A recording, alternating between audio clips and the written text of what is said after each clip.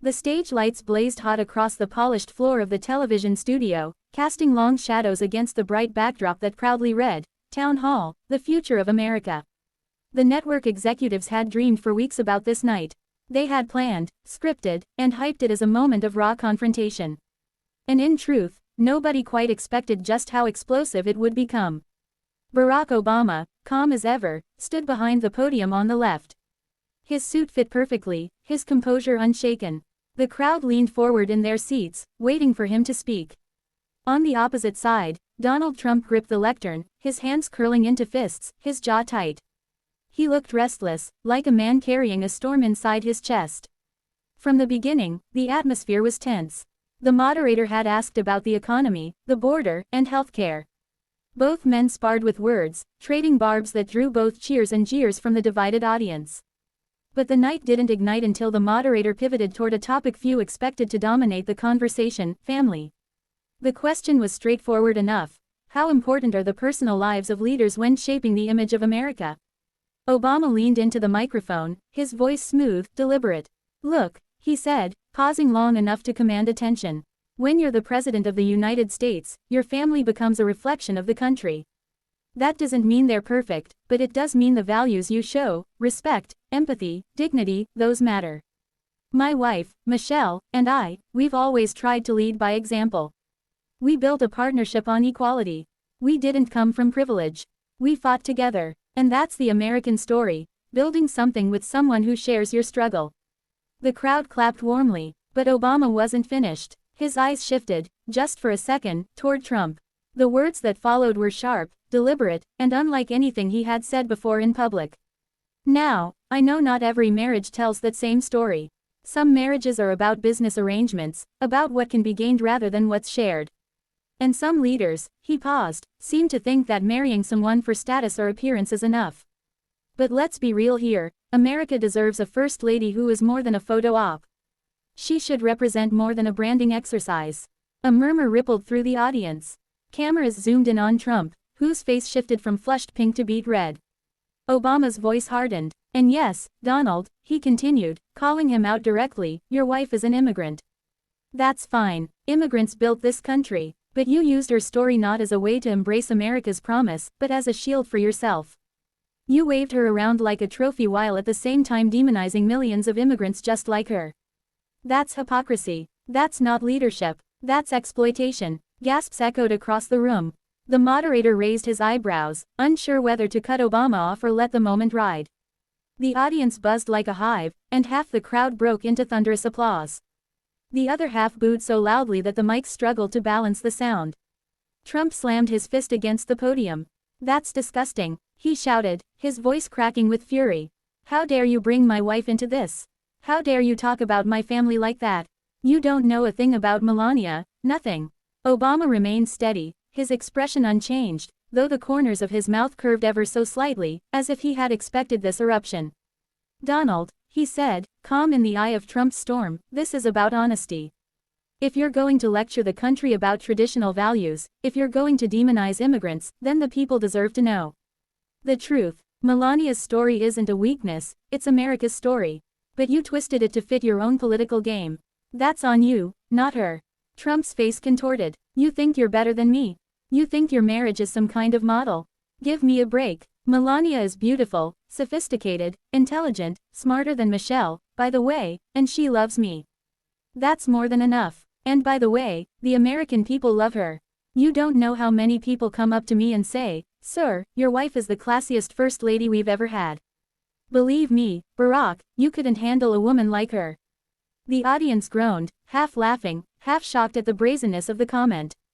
Obama shook his head slowly, chuckling under his breath. "This isn't about whether someone is classy or not, Donald," he replied. "It's about character. Michelle didn't marry me for money or a name.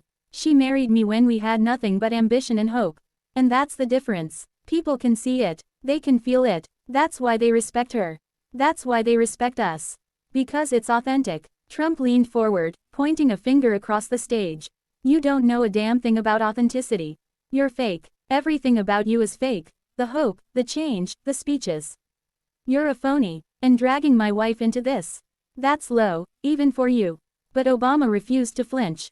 He let Trump's fury wash over him, then spoke again, softer but sharper than before. "You made immigration one of the ugliest fights in this country," he said. "You separated families. You banned people based on religion. And all the while, your wife, who came here from Slovenia, stood by your side while you attacked others for trying to do exactly what she did, make a life here. That's not fake, Donald. That's reality. And the American people see it." The room erupted again. Supporters of Obama jumped to their feet, cheering wildly. Trump supporters screamed back, waving their fists. The moderator's pleas for calm went ignored. Trump's face turned crimson as he barked back into the mic. "My wife came legally. Legally. Unlike the hordes of illegals you Democrats love to defend. Melania came the right way. She earned it. And she's proud of it. And you, how dare you insult her? How dare you insult the woman I love?" Obama tilted his head, his eyes narrowing. "Donald, I didn't insult Melania. I pointed out your hypocrisy. She deserves better than to be used as a political shield for your agenda." That single line, "she deserves better," landed like a hammer strike. Trump froze for a moment, caught between rage and disbelief. The audience gasped again, sensing the power shift. Obama had struck at the core, not Melania herself, but Trump's treatment of her. Trump exploded. "You don't get to talk about my wife. You don't get to say what she deserves. You're jealous, that's what this is. Admit it, Barack, you wish you had someone like Melania.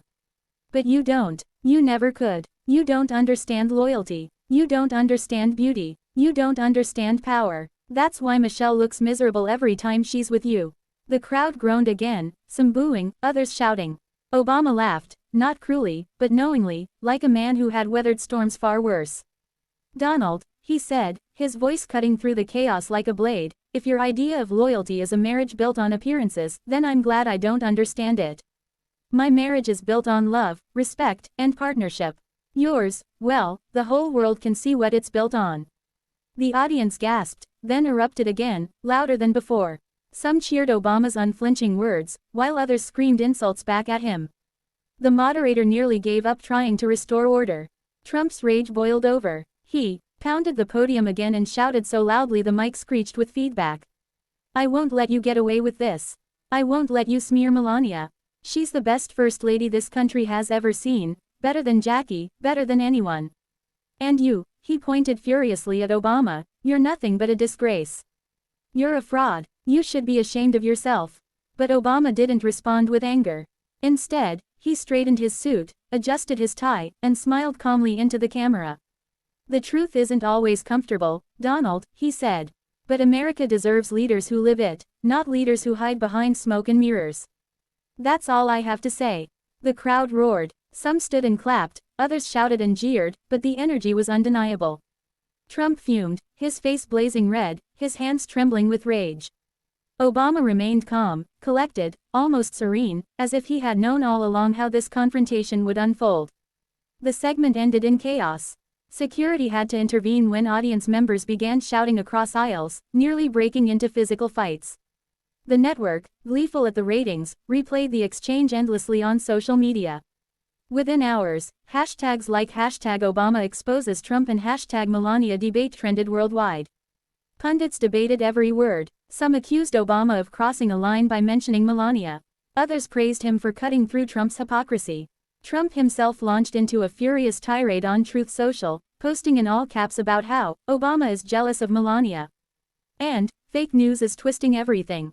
But no matter how Trump raged, the image that stuck with millions of viewers was clear: Obama, calm and unshaken, exposing the cracks in Trump's carefully polished image.